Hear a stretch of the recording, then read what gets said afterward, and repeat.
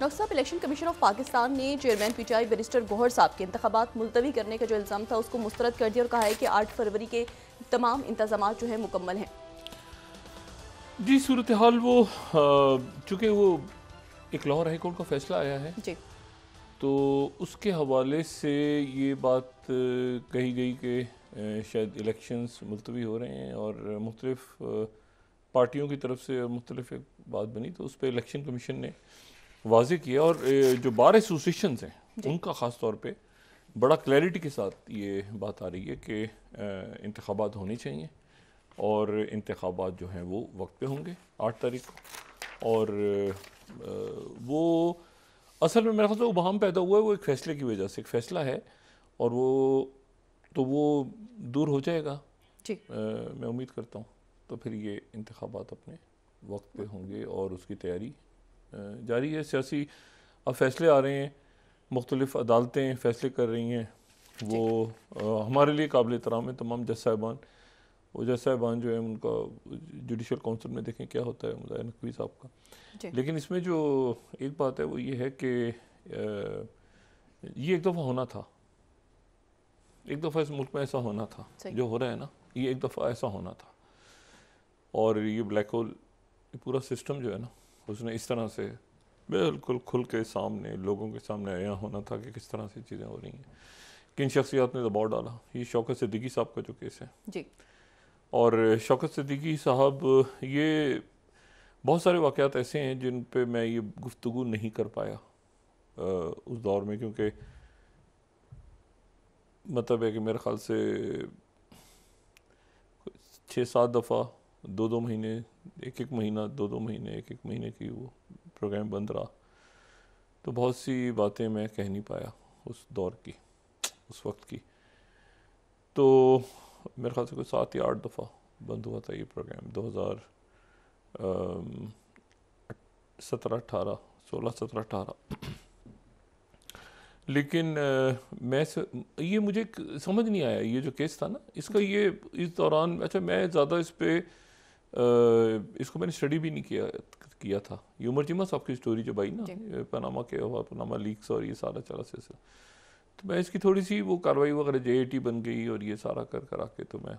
लेकिन फिर उसके बाद जब फैसला आ गया तो फैसले के ऊपर मैंने कहा अच्छा फैसला आ गया होगा। मुझे बाद में अंसार अब्बासी साहब ने एक दफ़ा बहुत बाद में, मैं असल में मैं ये समझ रहा था कि फ़ैसला शायद कोई करप्शन के केसेस वगैरह ऐसा है, तो अंसार अब्बासी साहब ने मुझे बाद में बताया कि ये तो पनामा ये जो है ये केस अकामा का केस है। तो मैं उसको समझ नहीं पाया उसको, इसके फैसले को ना उस वक्त भी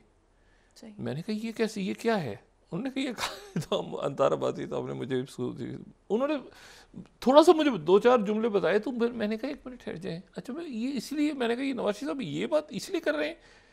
ये वाकई ये क्या है। तो उन्होंने कहा ये कामा पे हुआ है, ये तो उस पर करप्शन का कोई इल्ज़ाम ही नहीं था, ये उसमें साबित ही नहीं हुआ नैब की तरफ से। तो ये केस जो है ये मुझे समझ ही नहीं आया, उस वक्त भी नहीं समझ में आया कि ये क्या था। ये मतलब है कि ये और इसमें दूसरी जो बात है जो इसमें स्टांस था ना, ये जो भी ये स्टोरी आई थी पनामा की, इसमें जो सबसे दुरुस्त स्टांस अगर किसी का था सियासी जमातों में तो वो जमात इस्लामी का था। सिराजुल हक साहब का ये कहना था कि उसमें 300-400 नाम आए हैं तो अक्रॉस द बोर्ड आप सबका करें सिलसिला। ये एक जो उठाया गया ना, एक को उठा के और उनका पता भी नहीं वो कौन से, वो क्या था, कितने पैसे किसके थे, क्या था वो, उसके नतीजे में ये यहाँ से फिर वो पॉलिटिकल मैन्यूवरिंग शुरू होती है नैब की कि 400 नाम आते हैं, 400 नाम थे उसमें या 350-400 उसमें नाम थे, उसमें एक उठाया नवाज शरीफ साहब का। नवाज शरीफ साहब ये बात आज नहीं कह रहे होते या ये पूरा चलता ही ना सिलसिला, अगर वो 400 के 400 आते ना तो क्रॉस या तो आप ना करें, एक करे किया और उसको भी एक अजीबो गरीब मलगूबा सा और बाकी तो सारी बातें हम तेने छोड़ दें, एक का भी था। ये शौकत सिद्दीकी साहब का जो मामला है यानी ये तो अजीब एक कहानी है शौकत अजीज साहब की। और मतलब है कि हम तो मतलब माजरत थी, हम क्या मतलब बतौर कौम एक माजरत कर सकते हैं शौकत सिद्दीकी साहब से। और ये सारा मामला इससे जो है वो फ़ाइज़ ईसा साहब पे गुजरे, लेकिन वो फ़ाइज़ ईसा साहब बहरहाल आप देखें। अच्छा, ये बहुत चीज़ें ऐसी होती हैं कि ये कुदरत के फ़ैसले होते हैं। मतलब शौकत सिद्दीकी साहब का नाम, मतलब लोगों ने बिल्कुल उनका जिक्र ही नहीं कहीं था, कहीं जिक्र ही नहीं था शौकत सिद्दीकी साहब का कभी इस तरह से होगा। और ये शख्सियात जो उनसे जाके दबाव डालती रही, इनका नाम कभी आएगा। और फ़ाइज़ ईसा साहब के बारे में तो ये था कि बस ये मेरी एक बड़े लॉयर हैं, बहुत ज़्यादा फ्रंट पे नहीं है आजकल, लेकिन वो खान साहब, हामिद खान साहब की बात नहीं कर रहा ना, अली ज़फ़र साहब की बात कर रहा हूँ। उनसे मैंने कहा, मैंने कहा फ़ाइज़ ईसा साहब को ये तो क्यों आप कर रहे हैं, फ़ाइज़ ईसा साहब को ये मैंने देखा है सारा, मुझे पता है अच्छी तरह, आप क्यों कर रहे हैं। तो उन्होंने फिर मतलब कोई इशू ही नहीं था, उन्होंने कहा यार मसला क्या है भाई, हम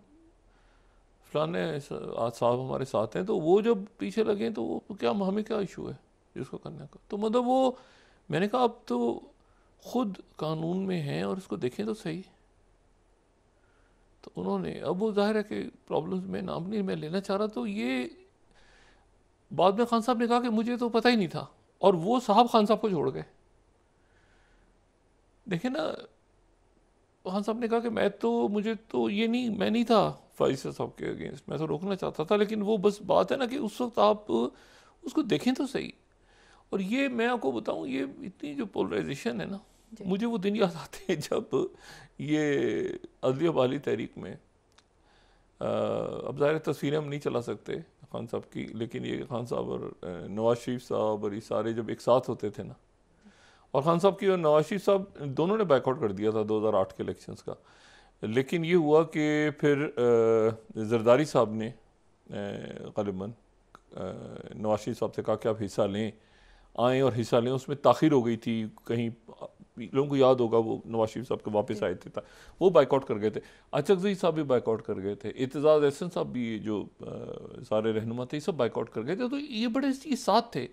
जब ये अदलिया बहाली तहरीक चली है और ये रस्ते में फ़ैसला हुआ है तो साथ, इस एक साथ थे खान साहब और नवाज शरीफ साहब। ये इतनी जो पोलराइजेशन और इतनी तलखियाँ और इतना कुछ हुआ है, ये इसको जो है वो नवाज शरीफ साहब कहते हैं कि 2011 या 13 से हो रहा है, लेकिन वो मतलब ये उससे पहले साथ भी तो थे, ठीक है ना। और बहरहाल 2011 का जो जलसा था उसको तो वो तो लाहौर में हुआ था ना, शहबाज शरीफ साहब वज़ीर आला। बहरहाल तो ये इतनी पोलराइजेशन ये ख़त्म हो जाएगा ये ख़त्म हो जाएगा इंशाल्लाह, सब ठीक हो गया सब ठीक हो जाएगा ये इंशाल्लाह ताला। उसकी वजह ये है कि ये तो कभी ना कभी तो ये तो स्यापा सारा जो सिस्टम सो कॉल्ड पता नहीं क्या है, इसने इसी तरह से गिरना था। गिर के एक दफ़ा जाए और जान छूटे लोगों की मईशत सिक्योरिटी में हमेशा कहता हूँ, इस्तेकाम मईशत सिक्योरिटी, आपकी यूथ, ये आपके नौजवान आ रहे हैं, ये इनका क्या फ्यूचर है आगे बच्चों का। अच्छा, ये 3-4 आर्मी चीफ की वहाँ से मुलाकात हुई है जी, सेक्रेटरी डिफेंस से, और मुख्तसर सा अलामिया है जो मौजूदा सूरत हाल है उसमें मेरे ख़्याल से इतनी संजीदा सिचुएशन है कि उसमें इसी किस्म का शॉर्ट बयान की मुलाकात हुई और ख़ित्ते के मामलात और बाकी अफ़गानिस्तान आगे पीछे गुफ्तगू हुई उनकी, और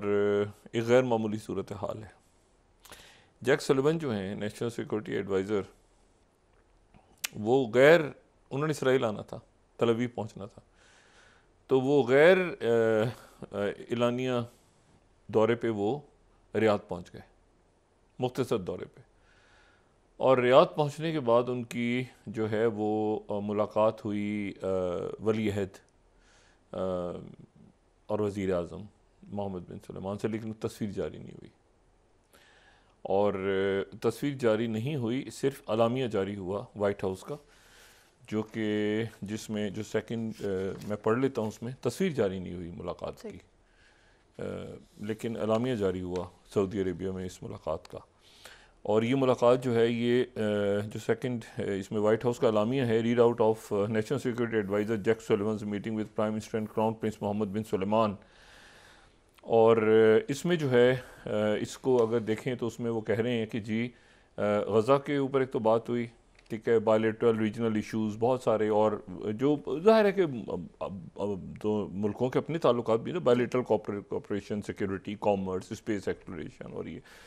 और ओपन रेडियो और वो एक टेक्नोलॉजी, उस पर बाद में भी बात कर लेंगे, उस पर भी डिस्कशन हुए, तो बात आगे मतलब करके लेकिन तस्वीर जारी नहीं की, और ये उसके बाद वो चले गए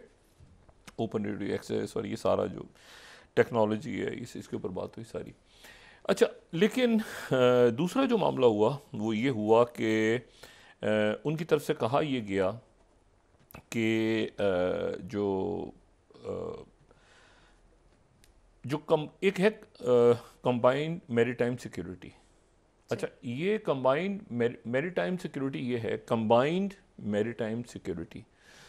कंबाइंड मैरीटाइम सिक्योरिटी को इस तरह से हम लें कि जो समंदर के रास्ते तिजारत दुनिया भर में हो रही है, सप्लाई चेन्स हैं, और बड़ा इसका इस वक्त एक ग्लोबल सप्लाई चेन एक बहुत बड़ा इशू है, तो इसको बरकरार रखने के लिए ये कंबाइंड मैरीटाइम फोर्स जो है ये कायम हुई थी, फोर्सेस। और ये वैसे तो यहाँ पे अमेरिकन ट्रूप्स मौजूद हैं दूसरी जंग अजीम से, यहाँ उस वक्त से है ना, सेकेंड वर्ल्ड वॉर में आ गए थे यहाँ पे, तो यहाँ पे मौजूद हैं इंडियन ओशन और ये रेड सी और ये नहर सुईज और ये सारा क्राइसिस वगैरह जब हुआ है जमाल अब्दुल नासिर के दौर में। लेकिन उसके बाद फिर ये हुआ कि जो जब ये अलकायदा ये यानी सूडान की बॉम्बिंग्स, और उसके बाद ये 9/11 से पहले यहाँ पर एक बाकायदा बनना शुरू, एक प्रेजेंस आनी शुरू हो गई थी, यूएसएस कोल और ये सारा टैक्स वगैरह लोगों को याद होगा। उसके बाद लेकिन फिर ये हुआ कि 9/11 के बाद जो है ना, ये कंबाइंड मैरीटाइम फोर्स जो है इसने एक प्रॉपर एक शक्ल इख्तियार कर ली। ये बहरीन में स्टेज, जो हम कहते हैं ना पांचवा बेड़ा, पांचवा बहरी बेड़ा, तो ये उस तरह की एक उनके साथ ही अटैच हो गई। लेकिन ये जो है इसमें फिर इसमें इजाफा होता गया, और इसमें इजाफा इस तरह से होता गया कि इसमें 39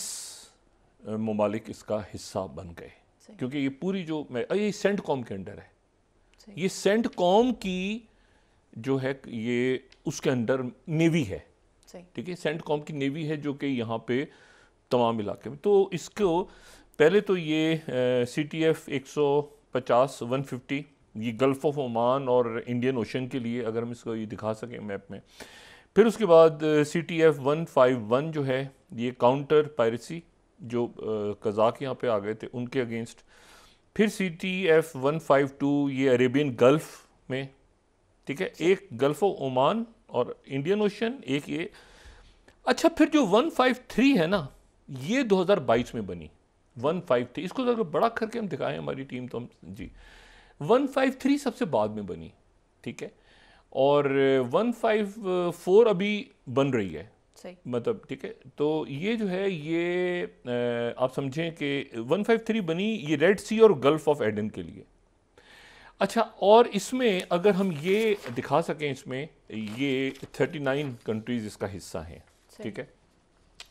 और ये 39 कंट्रीज जो हैं इसमें सऊदी अरेबिया भी है, इसमें बहरीन भी है, इसमें पाकिस्तान भी है, इसमें जापान भी है, इसमें UAE भी है, इसमें यमन भी है, इसमें इंडिया भी है, ठीक है ना, इसमें जो है टर्की भी है। अक्सर आपने सुना कि यहाँ पर मशकें हो रही हैं, तो वो पाकिस्तान और अमेरिका के वो बहुत सारी मशकें हैं, मतलब वो कोई जंगी मशकें नहीं हो रही होती किसी के अगेंस्ट, लेकिन वही होता है कि कंबाइंड जो एक्सरसाइजेज होती हैं वो होती हैं। कभी कभी पाकिस्तान और इंडिया की कंबाइंड एक्सरसाइजेज भी हो रही होती हैं फौजों की, ठीक है ना। तो ये एक दूसरा बिल्कुल चैनल्स होते हैं जहाँ पे वो मुख्तलिफ मुल्क अपनी कर रहे होते हैं सारी। अब इन्होंने एक प्रपोजल ये रखा कि जी हैं तो 39 कंट्रीज़, लेकिन उन 39 कंट्रीज़ में से 12 मुल्कों की मदद लेके अमेरिका की तरफ से ये बात की गई कि फौरी तौर पे हम हुतीज़ के अगेंस्ट जो है इसको बढ़ाने जा रहे हैं। सही, यानी जो ये जो मैरीटाइम, अच्छा मैरीटाइम सिक्योरिटी को अगर हम देखें ना, तो अगर हम इसमें दिखा सकें तो ये मैरीटाइम सिक्योरिटी के जो चैलेंजेस हैं ना, उसमें इकोनॉमिक चैलेंजेस हैं, जाहिर है, पॉलिटिकल इश्यूज़ हैं, इन्वायरमेंटल है, फिर उसमें टेररिस्ट एक्टिविटीज़ हैं, फिर ट्रेड रूट्स हैं, स्मगलिंग, लिविंग और नॉन लिविंग रिसोर्सेज। तो ये पूरा एक मैरीटाइम सिक्योरिटी एक अपनी जगह एक पूरा एक सब्जेक्ट है। और मैरीटाइम सिक्योरिटी को मेंटेन रखना, हरिकेन्स आ गए, कभी कोई सुनामी आ गया, जो नीचे आप देख रहे हैं ना बॉक्स में, इन्वायरमेंटल चेंजेस, तो ये मुख्तलिफ हवालों से इसमें जो है ना मतलब ये कोई जंग इसका एक हिस्सा है, ये जो ऊपर मिलिट्री, लेकिन इसके बाकी बहुत से मैरीटाइम सिक्योरिटी चैलेंजेस हैं। तो इसकी वजह से यहाँ पे